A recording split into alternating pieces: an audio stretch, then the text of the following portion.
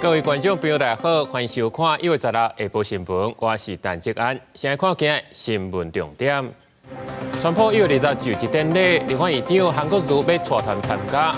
罗总统今日大新接见，交代3项任务。以色列甲哈马斯停火协议总算达成，按算这礼拜日就生效。这双方会分3阶段来停火，交换日子。防止食酒赛车，台北市针对犯3届以上的市民，会甲你放大7倍相片，搭伫厝边头尾，甲派出所。新闻一开始，先来看美国川普1月20日的就职典礼，总统赖清德指派立法院长韩国瑜带团参加。今日赖总统是大新接见，交代3项任务。因为针对目前立法院的冲突，赖总统嘛强调，即马上重要就是团结。期待韩国瑜会当用智慧来化解，团结台湾。应该送我一顶假发，很冷。看到赖总统送的保温罐甲有小包，立法院长韩国瑜一个开喙，大概是笑假。下党派庆贺团会伫18出发去美国，参加美国总统当选人川普的就职典礼。即马国会纷纷扰扰，外界讲即届见面是调野林和解加比。赖总统嘛特别强调讲，不分党派对外应该团结。在福尔摩沙，没有什么仇恨放不下，也没有什么不快过不去。目前最重要的就是团结，因此我非常期待台湾能够团结，团结真有力。赖总统嘛交代庆贺团3项任务，传达台湾人民的祝福，也有对民主坚定的承诺，嘛希望会当建立台美关系新的路站比。不过韩国瑜伫致辞的时阵，并无讲到调野，是讲台湾的安全。这一次可以说立法院4龙4凤，精英全出，就是传达一个心声。我们整个台湾的安全就像一张桌子的4只脚，第一只脚保护中华民国，第2只脚保护自由民主，第3只脚维护美台关系，第4只脚维护两岸和平。整个气氛其实都非常的好，我们也认为赖总统有机会应该多跟在野党，无论是喝咖啡也好，用不同的形式，大家多沟通。那个气氛是温暖而愉快，在国会有共识的部分能够通过啊，那有歧义的部分怎么化解？大家交换了一些意见。来参加的内地立委讲，闭门会谈气氛袂歹，嘛有讲到有关总预算提案，拢总3296案协商的进度。那也立委当面甲赖总统表达，希望调野会当增加互动，而且好好来沟通。公司新闻台北报道。今日立法院这边后礼拜2就要休会，那针对明年的总预算案，调野是继续的协商，南甲北是提案继续阻挡，还有3部会业务费干那留1块。民进党团的批评讲，这根本就是咧乱台。因为行政院长邓英泰今日是亲身出面来说明讲这总预算的相关问题。立法院按算2日休会，不过114年度中央政府总预算要卡伫立法院。在野党立院党团最近表态，会大幅度减低各部会文宣甲业务的费用，亲像南亚立委提案，要甲100亿节能家电的补助抬掉，嘛甲农业部的业务费抬甲剩1块。农业部烦恼会冲击劳动津贴的发放，行政院长邓英泰10日嘛亲身出面说明。114年已经开始了大半个月，但是总预算迟迟未审查完毕。中央政府的预算的运作出现了诸多的不确定状况。不过，南亚反击讲，行政院开记者会，不是展现沟通、甲争取预算的诚意，但都是牙关调野对起来进行。你要协商变成开记者会来协商哦，那不是非常奇怪？所以现在行政院他不是想要争取预算，他只是要搞对抗。党团会提出对预算的删除的提案，主要应该就是行政单位对于包括委员、包括民众的事务，他可能没有做好良善的处理。他这个各自保护筹备委员的全删，国民党也一直在说各自必须要保护什么，结果他把它全删，那全删就不用运作了。公民团体批评总预算拖到去年的11月中才审查，过程当中还佫用时间处理政治争议的法案，部分的立委也甲预算提案当作是市场咧化解，变作是政治报复的工具。立法院的预算沦为政治斗争的工具，甚至连政府部会的基本开支都遭大幅的删减哦，瘫痪我们行政机关的运作，导致政策无法推行，政治算计取代了专业审查。当预算案目前有3000多案需要表决，虽然立法院已经展开马拉松式调研的协商，不过休会进前敢会当完成总预算案的三读，是引起大家关注。公司新闻台北报道。国际消息来看，以色列甲哈马斯的停火协议总算是悄有成，按算这礼拜日就生效。美国甲卡达等国家是正式确定，双方是会分3阶段来停火交换人质。以色列总理纳坦雅胡办公室表示，各部分的条款是也未讲好势，望讲会当真紧就会当来公定。加沙中部的城市迪尔巴拉，抑个南部的城市汉尤尼斯的百姓，知影停火讲好势啊，拢真欢喜。伫咧以色列特拉维夫的集会，有真侪是连日的假笑。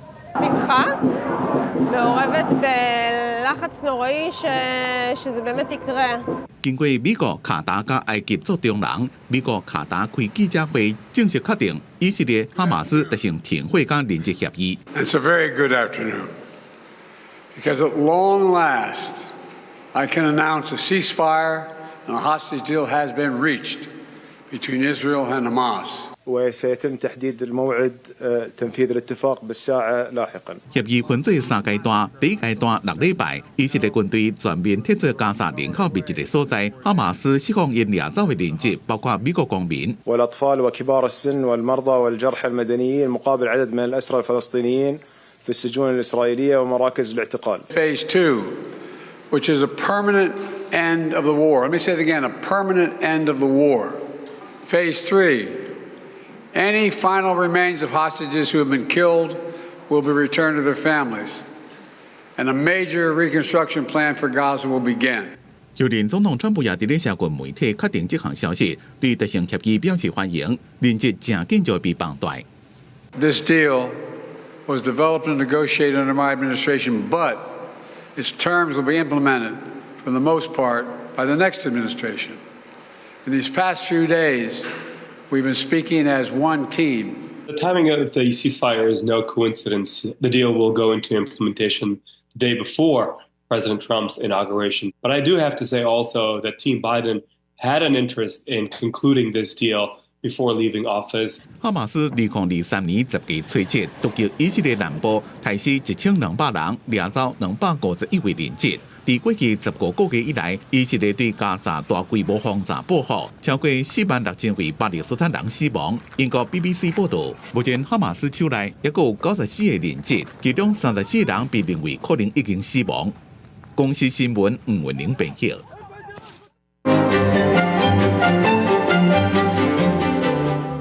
讲到这个以哈冲突，哈马斯2023年10月7日对以色列发动空袭，以色列随伫加沙走廊发动军事行动。那根据联合国认可的这哈马斯的卫星部资料，到达上无是造成46000人的死亡。如今总算达成停火协议，对1月19来停火，嘛宣告以色列甲哈马斯15个月战事暂时告一段落。双方会分3阶段来停火，放出人质，其中的关键，今解剖新闻，咱请义诊来讲详细。是主播，巴勒斯坦的武装团体哈马斯伫2023年10月7日发动攻击，为加沙地区向以色列射3000多粒火箭弹，甲200多人掠去做人质。以哈冲突自迄阵到达15个月，但总算是要停战啦。开始这届停战协议的，同款是美国、卡达甲埃及。这协议会分做3个阶段来进行。第一阶段拢做6个礼拜，为1月19开始，嘛是美国总统拜登落任的前一天。根据路透社的报道，这第一阶段呢，会先针对人，搁有军队，另外搁有加沙地区物资的问题，先来做处理。以色列伫咧加沙地区中部的军队，就要先撤去边界的春秋区，因拢爱为加沙中部来撤出去，为着要让这战争有路无处的巴勒斯坦人会当回到家园。另外，拉法关口呢，嘛会重新来开放，逐天会放600台人道援助的卡车入去加沙地区。那人质的部分呢，哈马斯伫咧6礼拜内会放33个人出来，而且哈马斯只要放1个人，以色列就会放30枚巴勒斯坦人对咧放出来，加30倍。死到咧，所以有可能就会是990个人到1650个人不等，就要看哈马斯放偌济人出来。第一阶段协议进行12天，就会开始第2阶段的部分。目前第2阶段细节还未确定，可能嘛是6礼拜时间。在这个阶段，哈马斯就要把所有剩的人质拢放出来。这个条件若准有完成，以色列就会撤出加沙地区。达成这个目标呢，才有法度永久来停战。所以讲，这个阶段会当讲是停战协议当中上界重要的一步。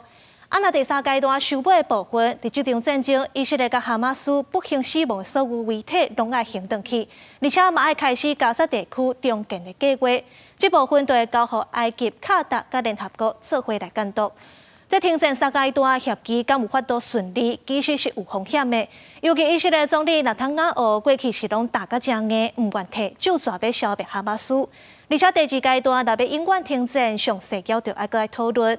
不过上欢喜的绝对是加沙地区的百姓。以上就是今仔日解剖新闻，咱个时间交转去予主播。感谢以前的解剖新闻。另外一方面，咱来看南韩总统尹锡悦即马人去互掠去看守所，将接受问过超过10点钟的调查，拢无回答任何问题，也拒绝录影。原本今下晡要第2届问过，嘛因为健康的问题来延后。互人逮捕的总统尹锡悦伫首尔拘留所过一暝，本来预定16下晡2点伫简称公调处的高级公职人员犯罪调查处继续第2届询问，不过伊提出健康问题，公调处已经接受，并予伊延后。韩联社报道，尹锡悦16下晡未接受公调处的调查，伊的律师表示，尹锡悦的身体状况无好，而且15就已经充分表达立场，无需要接受进一步的调查。尹锡悦是伫15早起10点半互人拘留，搁送去伫京畿道果川市的公调处办公楼。经过10点钟过40分的调查，结束了后，互人送到伫京畿道义翁市的首尔看守所。就伫迄天，尹锡悦的支持者聚集伫公调处外口，国家警方搜索。 만약에 탄핵이 된다면 사법부도 무너진 상태라고 보기 때문에 공산주의나 사회주의로 갈 수 있다고 생각하기 때문에 根据了解，公调处方面准备的询问内容有200多页，尹锡悦对所有的提问拢无回答，佮拒绝精神过程录影。伊佮向首尔中央地方法院提出拘留合法性的审查申请。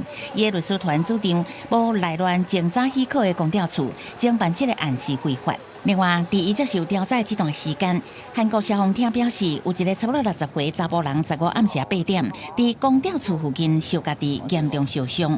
韩联社报道，这个查甫人已经死亡。尹锡悦无出席10时头一届庭审，所以则无正式启动审查庭事。根据规定，若说这届尹锡悦搁再缺席，法院会当伫当事人无来的情况下进行审理。 南韩目前局势引起日本甲中国的注意。日本表示，南韓是重要的鄰國，而且目前戰略環境日韓關係無變。他国の内政へのコメントは差し控えますが、日本政府として、韓国国内の一連の動きについては特段かつ重大な関心を持って注視をしております。 中国外交部15表示，无愿意评论南韩内政问题。不过，中韩是小隔壁，阁是合作友伴，愿意甲南韩做伙共同推展两国关系健康稳定发展。公司新闻黄韵玲编译。再来看美国川普所提名的瑞个人选出席参议院的听证会，准国务卿卢比奥甲准中情局长雷克里夫，拢强调中国就是美国21世纪上大威胁。 也准司法部长邦迪是保证讲，会全力让美国人搁再相信司法，对司法有信心。出席参议院的确认听证会，美国前国务卿卢比奥伫咧这场5点钟久的确认听证会，大部分的内容拢集中伫咧警告中国将会是美国21世纪繁荣的上大威胁。伊强烈支持核武战略，强调要让中国侵略台湾的代价高过因所得到的利益。 You want to make the cost of invading Taiwan higher than the benefit. We want to discourage that by the Chinese believing that, yes, could they ultimately win an invasion of Taiwan, but the price would be too high to pay. It's basically deterrence. 卢比奥进一步指出，这唔那是为了要保卫台湾，也是为了要预防印太地区发生灾难性军事干预。伊也佫讲到要结束俄乌战争，俄罗斯甲乌克兰双方拢爱让步。准中情局长雷克里夫同款也甲重点拢放伫咧中国，伊讲中国将会对美国构成上大的国家安全威胁。共和党一位参议院情报委员会主席科顿伫咧听证会也提醒讲，过去几礼拜并无预见将要发生的攻击，中情局需要回归本源，克服多重的挑战。The CIA needs to become bolder and more innovative in covert action. 雷克里夫伫川普第一任期是担任国家情报总监，是少数被期待参加川普政府2.0的政调官员。伫咧国安团队出席参议院任命听证会，会当看出川普的执政团队依然是保持第一遍执政以来就对北京强硬态度。同款出席听证会，也有前司法部长邦迪，有20年检察官的经验，伫过去捌做过佛罗里达州的检察官。邦迪长期以来拢是川普的坚定支持者，也伫黄高伟案件内面挺川普。10个月听证会，民主党质疑伊掌管的司法部敢有法度做到司法独立，无受到来自北京的政治干预。邦迪是讲，伊将会全力恢复美国人对司法部的信心，讲系打击帮派、毒品、恐怖分子甲美国的外国对手，同时也要改变司法武器化。川普第2任期就要开始，内政外交新的走向，拢受到大家的注意。公司新闻张伟林编辑。镜头转来国内，进前讲有中国货船挑工驶来基隆港的外海，甲咱的海底电缆交互断。最近是搁出现另外一只，这形状嘛真怪奇，引起国安的疑虑。国安局长蔡明元是表示讲，最近这3年来，每一年海底电缆拢会断7、8解，大多数都是中国因创的。过来，咱会设一个科技的专家资料库，加强来巡查。中国宽基轮顺兴39号进行涉嫌搞断基隆港外海的海底电缆，目前唔知去倒。另外一只蒙古籍宝顺轮嘛，互人发现伊航迹无正常。佮加上最近这几天又个驶转来偏加苏北方，也引起关心。海底电缆是关键的基础建设，立委关心顺兴39号过去1个月伊航线可疑，背后是不是有政治目的？海巡事先是不是有发现各样嘞？真的是来这边要卸货吗？之前进港的资料来查询哦，那事实上他进基隆港有在装卸大量的冷冻食品、大量的冷冻货物。中午接到报案的时候，我们立即要求他到基隆外海配合，他也配合了。那天海象不好，我们完成搜证之后，因为他不是现行犯，距离案发有9个小时，所以我们没有立即查扣。台湾市区内有14条国际海缆、10条国内海缆。最近3年，平均逐年有发生7解至8解的断缆。国安局长蔡明元昨日表示，包括大量抽山、地输海缆现出来损害，也有渔船拖网带断去，大型货轮落定时阵损害，也有宽基轮伫做阿护活动。这拢是较无法度处理的威胁新形态，会列做应该处理的重点。多数都是受到中共国籍的海缆来造成破坏，中共籍的船舶以及可能中共的船舶挂到第三国权益轮的这种名义到周边海运活动的状况，这部分是我们接下来主要查处跟收集情资的重点。一旦有发现这样的一个状况的时候，我想我们海巡会先出去。那如果海巡需要海军策应的话，我想我们也会出去一起协同。针对安怎强化海缆的韧性，跨部会共同合作。海巡甲国军会加强海缆四周围海域重点巡检，共同建立科技专家的资料库。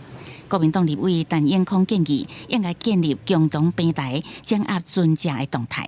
公司新闻采访报道。最近警察界又搁出现争议，新北市土城分局一个姓黄的侦查队长，甲刑事的2个侦查警官，涉嫌是甲加密货币交易所来斗空，用家己的口座替犯罪集团来洗钱，去检方以洗钱防制法侦办，领3人来问过了后，以50万交保。这样会不会觉得很冤枉？现任土城分局姓黄的侦查队长，因为透明侦讯。昨日50万块交保，公安被告一个刑事局的警官。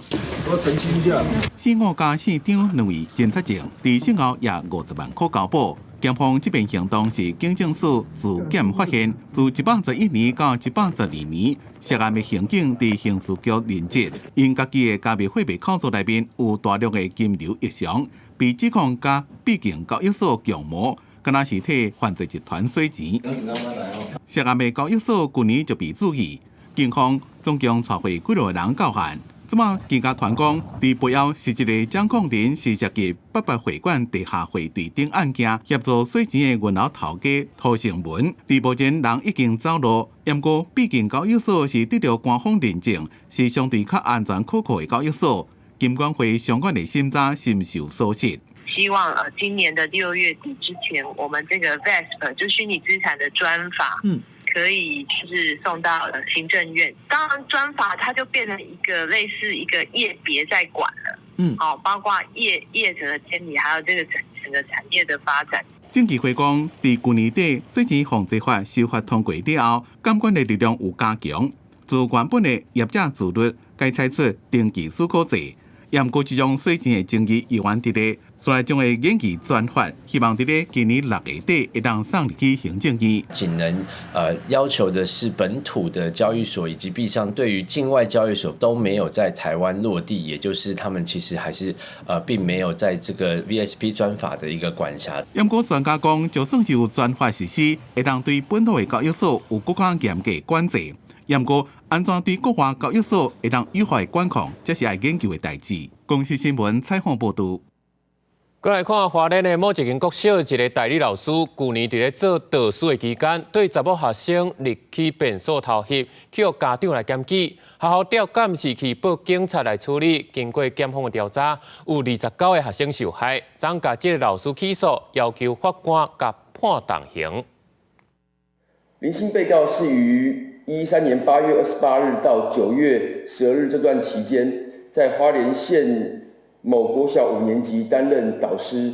那他这段期间呢，频繁的持手机尾随学校的女学童进入男女共用的友善厕所内，透过厕所挡板下方的缝隙，由下而上拍摄女学童如厕的影像。检方是透过学校的监视器算出，这个老师对学生去便所应该有55届，向发现了后，伊个会把这偷袭的影片给抬掉。另外，这个老师嘛伫咧花莲教册，搁伫咧婚姻、家己偏向的私人教会做老师，无排除搁有其他案情，检方当咧扩大追查。再来看大量市刑事接到检举，讲有人刊广告，讲是要卖冰淇淋的，加来煞是毒品的咖啡包。警方是发动搜索，抓到3个人，查扣900包的毒品，佮现金140万。专案是依照违反毒品危害防治条例移送侦办。拿下，不下，不下。警方举枪冲入这间透天厝，内底嫌犯看到警方讲入来，哪像阁想要打电话通知港东的。不要手机，不要手机，不要手机，警方甲嫌犯压制，超出大量的现金，也佫有真济已经装好势的毒咖皮包。新辛苦吧？还没收身，右手伸上来。台中刑台接到民众通报，伫咧网络顶看到有人要卖出名品牌的冰淇淋广告，佮强调讲有买5送1的优惠。不过订回了后，送来才发现不是冰淇淋，是毒品咖啡包。贩毒集团透过网络社群软体兜售毒品，毒贩为了躲避警方的查缉，竟然以知名甜点、冰淇淋品牌作为一个幌子，使用迷你杯、欢乐桶等等的暗语去推波销售毒品。警方对查发现，这个卖毒的集团利用出名冰淇淋的品牌做口座，伫咧网络顶透过通讯软体卖毒。顺线追查了后，锁定嫌犯的徛家，分做2波行动攻入去，超出140万的现金，也有111包的毒咖啡包。全案讯后依违反毒品危害防治条例，移请台中地检署侦办。非法制造、贩卖毒品者，最重可处7年以上有期徒刑，并科新台币1000万元以下罚金。警方抓到姓林、姓张、姓何3嫌犯，依照毒品危害防治条例上班。检方认定犯罪重大，甲法院申请羁押。目前3个人拢已经收押。公司新闻综合报道。讲到台北市即马为着要防止食酒塞车，是搁再出新招，针对犯3届以上的台北市民，特别公布你放大7倍相片，搭伫厝边头尾，甲管区的派出所。嘛有民间团体是建议，除了公布相片，嘛应该加强验酒解酒的医疗辅导。过去啉酒开车的名单只敢若公布伫咧网络顶，为了要做到酒驾零容忍，台北市即有新部署，对酒毒驾累犯3遍以上，并且涉及伫台北市的人，将会因 A4 大细彩色相片公告伫咧邻里公布栏，抑个派出所的公布栏，为了要加强辨识度，相片会放大7倍，希望利用民众见笑的心理，加重吓惊的效果。1次就可以印出来了，等到3次的话，死多少人呐？但是贴在公布栏也要他有羞耻心呐。没有羞耻心的人的话，你公布10张10次，他也没用。我也不会去看公布栏呐。那我是觉得这个效果应该不会很大。根据台北市交通采管所所统计资料显示，112年酒驾立案数目是10333件，113年立案数目是8572件，最近这2年有小可较下降。民间团体建议，除了公布相片以外，也要积极做到医疗转介。那我们也是做全国首创，那我们会再额外印制彩色 A4 的海报，然后发放给区公所，再跟其他单位来讨论，看看说有没有其他的场合也可以提供给我们来做这个累犯资讯的巩固。如果他真的会有这样子重复的问题的时候，可能心理上的成瘾啊，生理上的成瘾性可能有一定的可能性，要比较积极的，可能要去转介看他是不是有酒瘾问题。采管所也提醒民众，照即卖法规，只要若是酒驾违规，除了高额的罚款以外，也个会吊扣驾照。警方会当场吊扣牌照2年，也个大保管车辆，民众千万要注意。公视新闻采访报道。美国商会今是公布2025年商业景气调查，有8成的会员对台湾未来1年的经济发展有信心。另外，中经院嘛预测讲，2025年台湾的经济成长率是3.22%。美国总统川普伫美东时间1月20日就要宣布就职，各界认为伊是2025年世界经济发展上大的变数。台湾美国商会发布今年商业景气的调查，结果212个受访的会员内底，认为台湾的战略位置、经济环境、甲竞争的优势等等的因素，有80%受访的会员对未来1年台湾的经济有信心。This 80% figure is especially remarkable when it's compared with our survey findings just 6 years ago.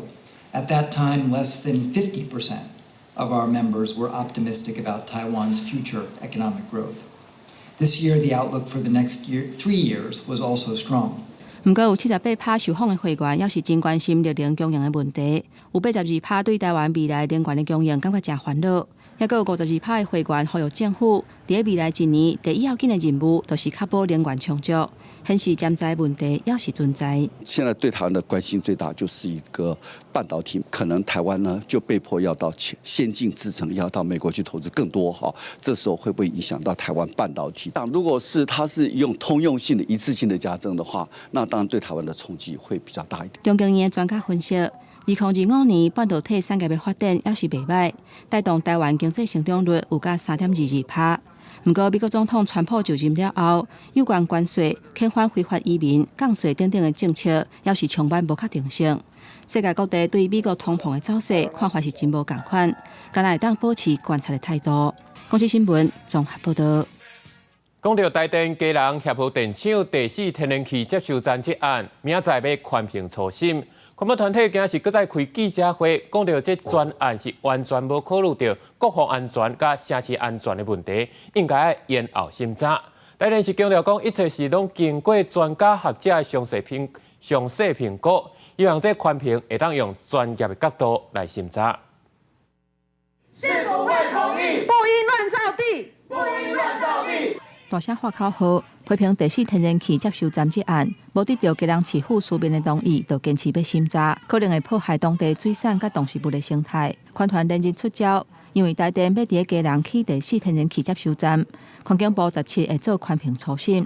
款团搁一概话讲，专案无考虑国防甲港市安全等等的疑虑，要求宽评都要延后。12米调降为10米，同步还调整了流速跟坡高，这一种自降测验标准的做法，比到驾训场去考倒车入库还不如。中共一天到晚对我们虎视眈眈，如果我们的在这边填海，然后遭到区域的攻击，导致崩塌，出不了军港，然后没有办法保护国防安全，这也是我们完全没有办法接受的。宽屏初审就要到啊！环境部长潘启明表示，第4天然气接收站宽屏确实有争议，敢会通过？环境部并无预设立场，不过希望莫受到民粹或者是政治的干扰，会当专业来审查。面对宽团的动作，台电嘛举行记者会，请宽安等等的学者来背书。当处长詹文生嘛亲身出面。我针对的是人命的安全。而不是针对你讲那个我不清楚，我也不是军事，但是就我们本质安全来看，它往上飘的话，它对附近的居民是不会有任何伤害。限制，其实真正的状况是，台电提出进港的标准要在风速10米以下，是一个加严的标准，不是降低。面对宽团甲台电交锋。基隆市长赵国良原地请副市长曲培林出席宽团的初审，不过甲团队讨论了后，伊决定亲身参加，表达反对的立场。针对这点，宽团是表示肯定。公司新闻台北报道。今年的过年有休假9天，真侪人拢准备出国要佚佗。这趟机场嘛有甲日本合作，对今开始连续28天，日本通关相关的程序拢会当伫咧台湾这边先办好势。日本13个机场拢有配合，是愈方便愈省时。农历新年特别到啊，9天连假，真侪人拢计划出国佚佗。日本搁较是大部分台湾人上爱去的所在。通机场甲日本出入国在留管理厅合作，办理台日机场入境事先确认作业，节省日本入境通关的时间。实行头一天，旅客拢感觉真满意。因为我是去很多趟日本，觉得那边蛮打，我觉得他说这样会比较快，我就试试看第一次。我觉得很好啊，如果进去就可以直接入关，应该就蛮快的。反正我们都会提早到哈，那如果这个可以分流，我觉得也不错。透过护照的确认、翕面部相片，也有持指模这个作业，袂少旅客伫候机室等待登机的时间，就会当先办理入境事先确认，转停较免5分钟。到日本机场了后，只需要搁再确认是本人，完成入境事先确认的认证，安尼就会当快速入去日本。这样子的一个措施呢，能够有效的解决日本小型机场的相关的运载量。这个春节限定的日本预先通关措施，即马开始到2月12日，拢总28天，16条航线，134个航班，延续去年函馆、旭川、秋田等8个机场以外，今年佫新增加冈山、茨城、宫崎等5个机场，拢总有13个特定机场。品保协会嘛认为会当有效减少日本小型机场向真侪旅客到位所造成的海关人力负担。公司新闻采访报道。过年要到，高雄市卫生局今仔嘛去稽查年货大家。卫生局是表示讲，事实上因对年底就开始咧调查，拢总有抽检164件年货产品，其中有1件重金属钞票。因今年年货介绍，业者是讲，干贝这类的是有起价1成，其他嘛普遍起价5%至10%。一样哦，品名也都在上面哦，还有成分的部分。卫生局人员来到中街稽查年货，现场除了豆类产品的快筛检查以外，也针对食品标示、肉品原产地等等做查验，拢总查验101间的业者。其实卫生局对去年底开始，都伫传统市场、大卖场等等抽验164件年货食品，有发现1件德兴重金属钞票，要求限期改善。卫生局讲，现场稽查若违规，亲像标示的部分做不好，上少爱罚3万块。我们今天如果是看到的话，食品如果标示不清楚的话，我们是直接开罚的。罚则跟罚款。我们以食安法的话，我们如果是这样是22条的话，我们至少要罚3万以上的罚款。愈晚年来办年会人就愈多，摊商讲今年无论是蛋粿也是糖仔饼，平均册起5%至10%不等，亲像干贝就起1成。去年1斤若是2000块，今年拢爱2200才买得到。民众讲虽然物件拢起价，不过过年要用要食都是爱买。干贝小可起1成，起较济。若其他坚果类啦，还是讲鱿鱼丝啦，糖仔饼。大概伫迄个5%至10%。去年迄个1斤糖仔100块，今年迄个去10块，110。啊，因为啥物起价啊？应该是完不了啦。起袂要紧啊，咱都嘛需要嘛，迄边。啊，逐项即摆逐项拢起嘛，对。你啊，这样拄着物件起价，民众也会当接受。不过卫生局讲，若是起价介绍伤过限的，会当卡1999的市民专线，也是1950的消费者专线来反映，避免权益受损。记者柯嘉如、柯昭阳高雄采访报道。若讲到这个急性心肌炎发病真紧，若无及时送到病院，恐惊就拢救袂倒来。台大病院最近是有引进一套新的心脏泵浦。比起过去用 ECMO 来救命，会当减少患者的心脏负担，加速复原。这个24岁的四小姐本身无慢性病病史，去年5月搭火车要转去的时阵，半路啊煞雄昏去，紧急送病院。迄当阵检查怀疑是急性的心肌炎，而且随时都有可能会恶化，所以紧急使用新型的心脏泵浦，用免疫球2倍来治疗。伫个无插管、无用呼吸器的情形之下，治疗5天就免阁用泵浦。断21天就出院，目前已经恢复正常的生活。在危机的时候，用最新型的机器帮我恢复健康，希望这个仪器可以救助到更多的病人。负责治疗的台大医疗团队表示，急性的心肌炎大部分是因为病毒感染引起免疫反应攻击心脏，初期是无啥症状，不过致死率是真悬。这种新型心脏泵浦管线比 ECMO 较细颗。手术了后，真紧就会当止火。主要的机制是为倒边的心室，直接把火拍入去主动脉，心脏拍出去的血量增加，会当改善归分数的循环。上新年研究嘛发现讲，心肌梗塞合并心因性休克180天的死亡率，可能因为安尼降到 45.8%，比传统治疗死亡率 58.5% 要更加低。它其实对于心脏而言来讲，其实没有增加负担，反而是减少负担，而且还可以提供了身体所需的一个血液的供给。院方表示，这种新型治疗的方式，目前健保也未有给付，每一届疗程差不多5天至7天，需要自费差不多100万左右。也若什么款的病人适合使用，要由医疗团队来做评估。公司新闻台北报道。电影消息来看，台东一个姓林的查甫人，昨是去石堆坪捡海菜，却无细里跌落海，海巡接到通报，赶紧救人，送病院了后，有关系救袂倒来。花莲凤屏乡石堆坪海边啊，风影正大，海巡人员穿救生衫、游索啊，要甲搬海掉伫咧大石区的民众救上岸。有一位民众于石梯坪油气区因捡拾海菜不慎落海。获报后，即派遣勤务同仁及新社安检所备勤同仁前往现场实施救援，随即由本所同仁下水将溺者拉起，并实施 CPR 抢救。跋海是一位60岁姓林的查甫人，伊伫15早起甲亲情到石堆坪捡海菜，却无顺利跋海。海巡人员到现场了，要落去海甲人救起来，因为现场拢是石花，敢若行就无啥勇气。随海巡人员甲凤屏消防队用冲击布笼救生排帮，甲搬海这个查甫人搬上花了，送到路边。凤屏消防分队则甲伊送去花莲边凤屏分院抢救。该名患者行走路线为非一般观光客会行走路线，现场极易破损，不易行走。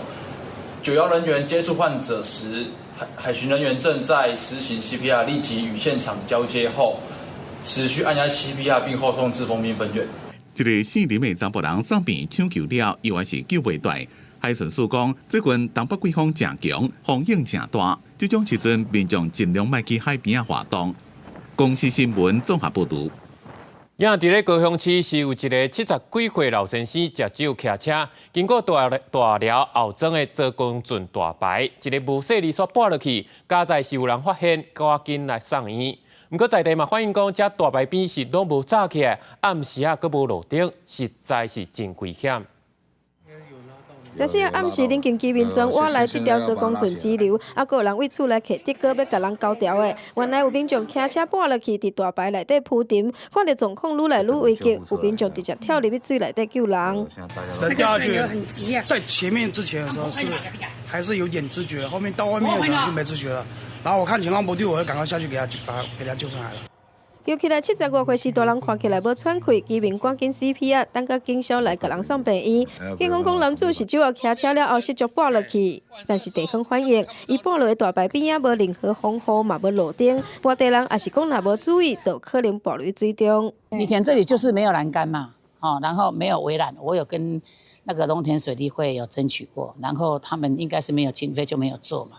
这早都无做，暗暝山了，无怪这之前有咱流过来的呀，无白讲的啦。地方讲早年嘛有民众失足互冲走，真侪届反应无解，里长嘛真无奈。伊讲无这个经费能做这条，这条的时阵来到这，阮的民众不管是运动还是踏乌多摆啊，来到这拢相当危险，而且这岸边无做，阮也无倒去做电灯。市府表示，这条通道是农田水利署所有，早时已经面带会勘，希望争取正式相关的防护。农田水利署即是回应，会邀请到相关单位甲里长会勘，才决定要怎办理。公司新闻王刘婷等现坤强报道。403花莲大地档其中一栋伫兴元路的旧花王大饭店，因为当时经过鉴定未遂有危险，所以暂时免拆。不过到今都已经9个月过去啊，到底是要补强，也是规气要拆掉，是拢也未决定。居民就烦恼讲，若时间搁拖落去，恐惊会搁出意外。伫花莲市府一栋朴实的建筑物，伫控诉贡山强烈地当了，顶下骹的梁条啊，拢有裂开的情形，内面的钢筋拢变形。业者惊会倒来，用钢骨甲伊拆掉的，验过出来是要拆也是补强，也唔知。附近的民众拢惊惊。因为这边轩辕路其实是连接花岗国中，不管还是花女还是明里的主要干道。那其实在上下学的时候，其实都有很多学生还有家长都会从那边经过。那大家看到就是觉得说还蛮危险，因为下一次地震不知道会什么时候来。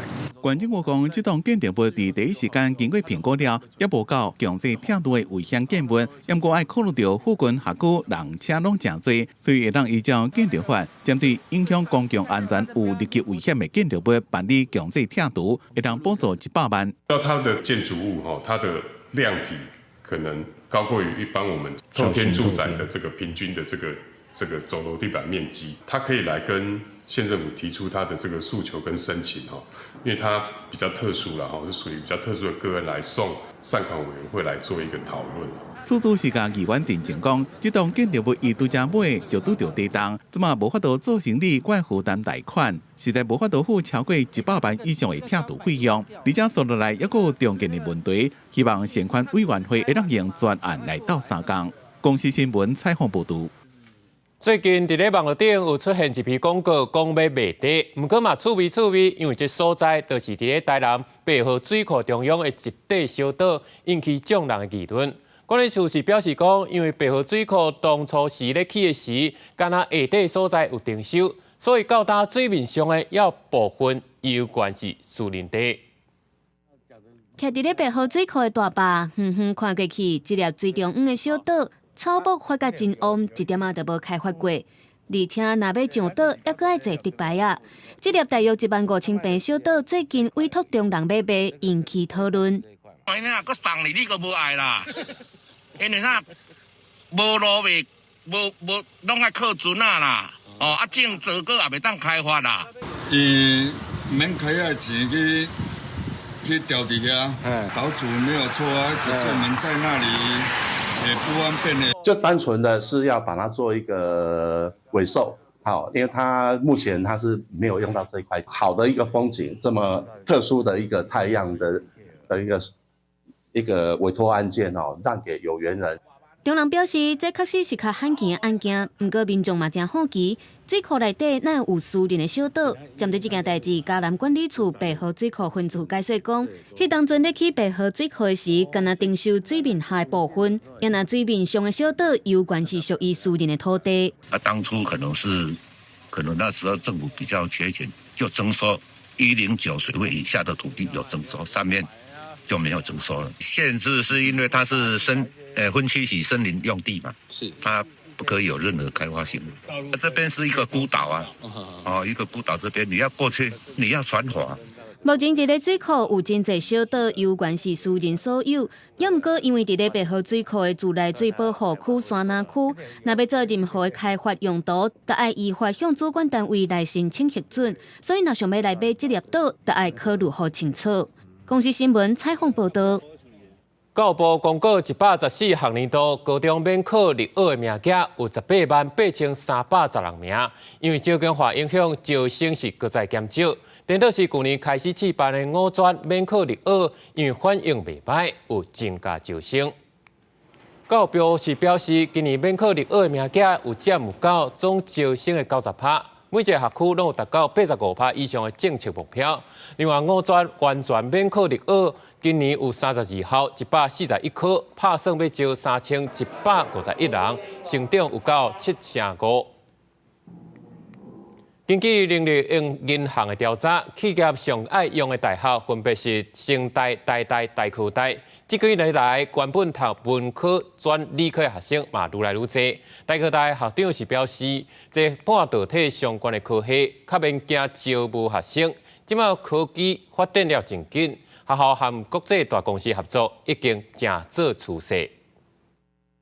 人工智慧毋但是即马科技产业的趋势，袂少大学生嘛抢攻 AI 热潮。国内有学生先用无人机加 AI 数位科技，开发出监控系统的 App。在未来的可能 Junior 的工作会越来越少，大家还不会去学习如何去使用现在比较基础的 AI 的工具的话，其实在未来说很容易就是找不到工作会被淘汰。人力银行调查指出，企业上爱的大学前5名，包括成功大学、台湾大学、台湾科技大学，也有阳明高大甲清大。显示伫 AI 热潮，科技大学嘛小正开办。有校长坦白讲，因为半导体产业需求人才真悬，半导体相关科系嘛真互学生囡仔介意。蛮明显，就是现在资讯电机相关的科系半导体相关的科系的招生大概都是非常热门，跟国际大厂结合是一个非常重要的趋势。尤其是现在以 AI 跟相关的软体的发展，它几乎是每年都有新的技术出来。学生积极培养自我实力，不过伫企业这边是看重毕业生这个特质，像讲工作态度、沟通的能力，也加团队合作的精神。调查发现，认为应届毕业生伫抗压、沟通，也有工作态度这方面，拢还有进步的空间。文转理组的这样的情况呢，其实虽然是越来越多，更多的反而是可能是双主修，有可能在大2就已经开始接触到这些企业主，开始去实习。人力银行表示，比起较早伫大学时期重视所学到的理论，即马较看重实作。望伫毕业了后投入职场，会当甲学到的通运用，缩减职业适应期。公司新闻采访报道。张老师基金会长期关心青少年的心理健康，因发现有真侪少年人拢无愿意使用学校提供的辅导资源，所以特别来办理青少年心灵补给站的活动，希望透过演讲甲辅导资料，建立更加完整的支持系统，减少少年人的心理压力。青少年伫学校面对课业、人际关系，常在会出现无共的烦恼。长期关心青少年心理健康的张老师基金会就表示，因去到校园演讲办理心理健康的调查，发现课业压力甲对外表身材焦躁是造成青少年压力上主要的2个原因，而且部分青少年唔敢使用学校的心理辅导资源。学校唔是较近，就会使随去找老师。伊讲我唔爱去，因为我惊我的代志，老师会甲我讲出去安尼吼，就是因较小可会烦恼。看到青少年的烦恼，张老师基金会特别设计青少年心灵补给站的计划，想要透过校园讲座、家长讲座、校园心理巴士的巡回，对学校、家庭、社区这3方面整合，让青少年直接使用辅导资源，提供健康的成长环境。台大 EMBA 校友基金会也投入资源到支持。小朋友要细汉的时阵，读这个国校、国中、甲高中，因是会拄到真侪心理问题，无人甲关心，所以这届会当用这个方式，就是讲盼望咱台湾全省咱全国6都是阮开始去办，以后其他的县市，阮嘛要来继续做。这届青少年心灵补给站会去到北部地区、台中、高雄、花莲7个县市，目标是要让青少年知影，家己若是有心理辅导的需求，会当去基金会网站预约，以视讯、文字、面谈的方式来进行咨询。张老师基金会期待透过资源的整合，做伙来守护青少年的心理健康。记者张家嘅谢桂玲台北报道。宜兰的教师职业工会指出，伫咧宜兰县的学校有7成的干事拢爱兼人事主计正方的业务，有的这护理师甚至搁爱出来管钱，建议县府就应该赶紧甲人保护桥，因为县府是保证讲会紧来评估。学校的护理师伫咧健康中心，甲家己本职的业务处理完了，搁再归台资料到另外一个办公桌啊，办理兼任的出来业务。护理师讲，因为出来的业务定了有时间性，若是拄到学生突然间受伤，伊就真头痛。唔知是处理受伤的学生，也是处理这边高级的出来业务。所以相对的上，很多是有一些时效性的，但是同时如果有一些伤病的部分同时发生的时候，其实我们都会很有一些困境，就是说，哎，那我到底要先把这件处理好，还是先去处理伤病？宜兰县教师职业工会调查，学校职员的能力一直拢不够，7成的干事爱兼几类职务，尤其较细间的学校，敢若一个干事就要兼主计、人事加政方的业务，协助各学的事务工作拢无时间通做。可是如果都是在同一个人的兼任的情况之下，第一个在专业的部分好。也是一个需要，就是在继续去推动跟培养。那另外一个部分就是监控的部分，这个部分可能就没有办法达成。工会讲，干事兼主计、人事加政方的业务，这拢系专业独立超联运作，彼此爱过执行，怎么拢共一个人做就无执行的功能。根据宜兰县政府所属的国民中小学职员原业设置规定，学校班级数目伫咧9班以下，无些专任的人事主计学校，必要时阵会让增设一个干事，因过各大拢做袂到。如果个案上学校有个别的这样的一个需求，依照法规，可以提报相关的计划来报府。来做审酌哈。县政府讲，最近学校因为原业编制限制，所以大部分只敢拿一位干事加一位护理师，造成真侪人爱兼几类职务。在这方面，县政府有协助做相关业务的辅导。若是各学校有需求，需要增加人力，会当提出需求，县政府会依照个案来评估。公司新闻采访报道。即马有各个团体邀请化妆老师用全台语来教大家安怎来化妆，透过化妆，帮助大家更加有自信。看下骹，看到上下骹，差不多人家嘛，对不对？斟酌甲丁顺达染起你目睭皮，目型变较好看。真侪民众出门会化妆，互家己气色较好。这节课是武艺团体举办的台语化妆课。用全台语来学化妆的美感，学员拢感觉真心实。逐摆拢感觉讲家己出去外口翕相足歹的，所以去上第一届的初阶课就感觉讲，老师互阮足侪信心的，互阮了解讲其实爱欣赏家己的优点，为优点搁去互人放大，互人看到我的优点。这节台语化妆课的老师是已经教人化妆20年的Queen老师。伊鼓励大家用化妆看到家己的优点。伊讲过去唔爱用台语教人化妆，而且发现家己上台北了后，真罕得讲台语，决定受武艺团体邀请开台语化妆课教人化妆，家己也通甲武艺捡倒来。迄阵我是因为我想要学台语，会当甲你头拄仔讲的较专业的内容，我会当更加讲更加好势，像讲喙皮红。进前咱也袂晓讲，咱来中文会讲腮红嘛，像讲胭脂，咱进前会讲唇妆，也是咱的底妆会当画了，那规个面的皮肤会较幼。有学员认为用台语学化妆真心实，佫会当互台语侵入日常生活，达成台语正常化的目标。邝老师讲，用台语教化妆，唔但互大家更较有自信，而且佫兼顾推广台语，希望未来会当转台巡回用台语教人化妆。记者郭文林玉凯台北报道。澳洲去年10月开始，真侪海岸边拢会讲看到一粒白白乌乌的不明物体，去互海水呛起来。官方是赶紧下令封锁，赶紧送检。澳洲即马是热天度假高峰期，当年拢吸引真侪游客来享受辽阔海岸线、温暖的海水甲水上活动，也毋过则是说来包括有名的万里海堡、伫外爱海堡在内的9个海堡，风下令关起来，禁止游客落水游泳，因为伫海堡发现真侪白色是腐蚀甲玻璃珠啊差不多大小，是更加大的不明球状物体，风冲上花。当地政府表示，因已经收到环保单位的通知，协助采集样本化验，而且北部海堡议会也当咧安排清除这个物体，佮扩大检查其他海堡，敢是也有一寡互沙看到的不明球状物体。We're waiting for the EPA to tell us what's actually in the bulls and whether they're safe or not. So yes, at the moment we're trying to keep everybody as safe as possible, keep them off the beach, but it's such a beautiful day today, so I can totally understand why most people want to still come down to the beach. 去年10月，也有像高尔夫球大小的球状物体出现伫雪梨的旅游胜地邦达海堡甲库吉海堡。虽然这个不明球体具体来源无法度确定，也毋过检验了后发现是脂肪酸、类似化妆品甲清洁用品的化学物质，甲人类的头毛、喷顶、废水混合物，推测真可能是甲下水道有关系。公司新闻新闻部编译。下晡报天气写款来看详细资料。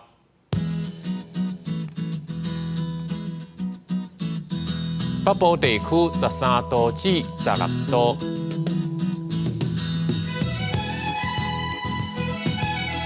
中部地区13度至20度，